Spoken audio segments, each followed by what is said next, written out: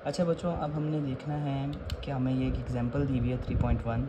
तो इसमें हमने अब ये देखना है कि methanol burns according to the following equation. ये इक्वेशन है 2CH3OH, जिसमें मेथनॉल हम इसको कहते हैं।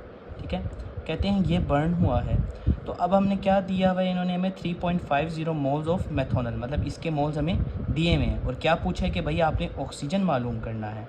ऑक्सीजन का क्या मालूम करना है, सबसे पहले हमने इसके नंबर ऑफ़ मोल्स मालूम करने हैं कि ऑक्सीजन आया कितना इस्तेमाल हुआ है। और फिर हमने एक और चीज़ देखनी है कि कितना वाटर प्रोड्यूस हुआ है। तो बेटा क्वेश्चन हल करने का सबसे अच्छा तरीका ये होता है कि हम सबसे पहले गिवन डाटा जो होता है, गिवन डाटा की तरफ आते हैं और गिवन डाटा के बारे में हम थोड़ा सा देखते हैं। गिवन डाटा में बेटा सबसे पहले हमें क्या चीज़ें बताइए। अगर आपने कोई भी न्यूमेरिकल हल करना है तो सबसे पहले आप उसका गिवन डाटा ले लें। गिवन डाटा जब आप लिख लोगे तो आपके लिए वो काफ़ी ज़्यादा आसान हो जाएगा। अब देखो मेथनॉल था, उसके हमें मोल्स दिए हुए हैं, तो मैं यहाँ पे लिख देता हूँ बेटा जी कि मेथनॉल के जो मोल हैं कि मोल्स जो हमने देखना है मेथनॉल के मोल्स कितने हैं। तो जो मेथनॉल है इसके हमें बेटा जी 3.50 मोल्स गिवन है। और ये मोल्स किधर गिवन है, ये देखें यहाँ पे ये 3.50 मोल्स ऑफ मेथनॉल दिया हुआ है। अब हमें बेटा जी फाइंड क्या करना है, फाइंड हमें क्या करना है पार्ट ए में। टू फाइंड ये हमें दिया है how many moles of oxygen are produce. तो बेटा यहाँ पे मैं एक और हेडिंग दूंगा कि टू फाइंड क्या मालूम करना है। जब हम ये चीज़ें कर लेते हैं तो हमें न्यूमेरिकल क्लियर हो जाता है कि हमें उस न्यूमेरिकल में क्या चीज़ें मालूम करनी है। सबसे पहले ऑक्सीजन जो है वो यूज्ड कितना हुआ है ये मालूम करना है, और वाटर प्रोड्यूस कितना हुआ है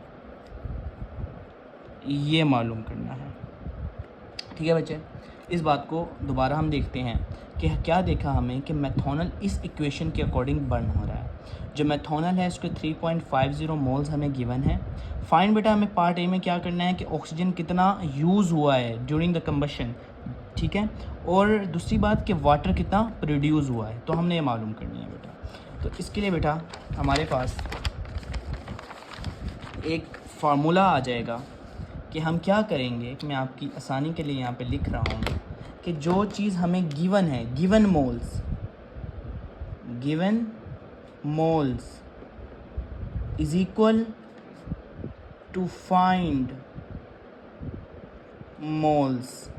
मतलब क्या, ये मैंने ख़ुद से ही फार्मूला बनाया है कि जो मोल आपको गिवन है आपने वो इधर लिख देने हैं बेटा, और जिसको फाइंड करना है उसको आपने इधर लिख देना है। तो इस तरह आपके मोल्स मालूम हो जाएंगे। हमें देखें बेटा हमें किसके मोल दिए हुए थे, दोबारा देखें हमें मेथनॉल के मोल दिए हुए थे, लेकिन हम क्या करेंगे, हम अभी इसके ये मोल्स पुट नहीं करेंगे। हमें ये मेथनॉल दिया हुआ था और ये ऑक्सीजन दिया हुआ था, पहले हम इन दोनों को कंपेयर करेंगे। ठीक है, तो ये मेथनॉल और इस ऑक्सीजन को हम कंपेयर करेंगे, जिसके मोल दिए हुए हैं उसको हम इधर लिखेंगे और जिसको फाइंड करना है उसको हम इधर लिखेंगे। तो मैं वैसे ही लिखूँगा 2CH3OH इज़ इक्वल 1, क्योंकि 1 क्यों लिखा बेटा मैंने यहाँ, सॉरी 3 आएगा यहाँ पे, 3 मोल्स ऑफ O2।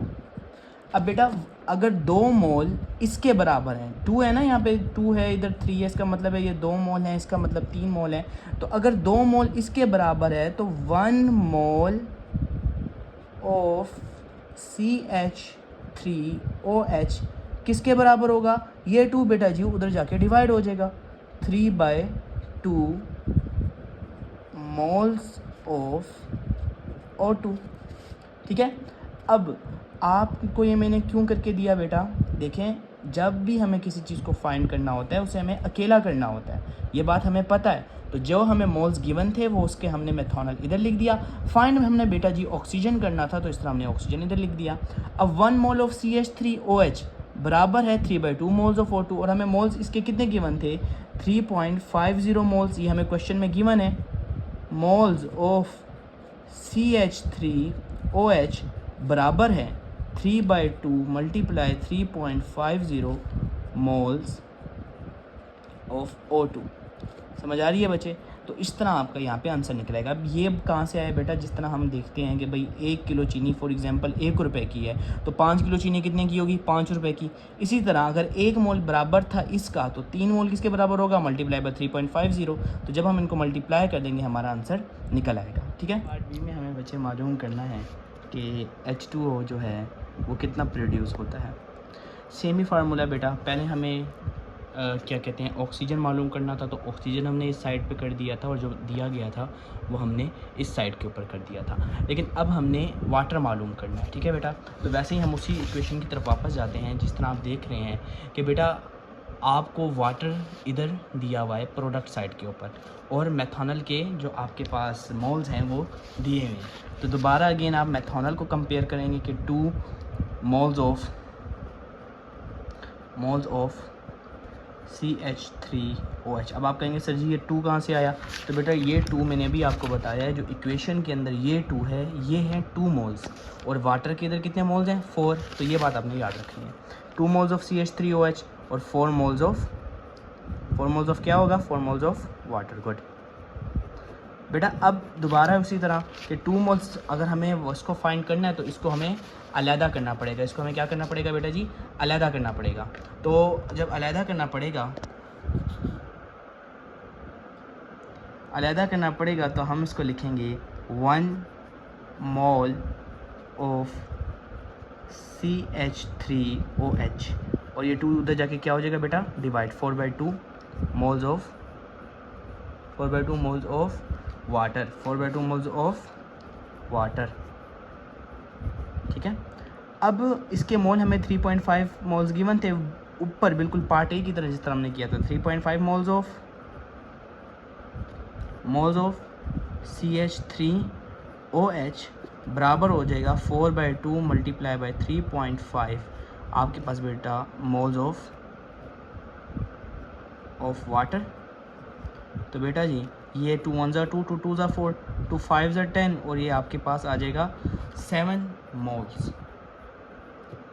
तो बेटा ये हमारे पास गिवन है कि ये वाटर के मोल्स हैं जो प्रोड्यूस हुए हैं, और वो जो मोल्स ऊपर हमारे पास हैं वो ऑक्सीजन के मोल्स थे 2.25 मोल्स, जो कि क्या हुए थे, यूज़ हुए थे।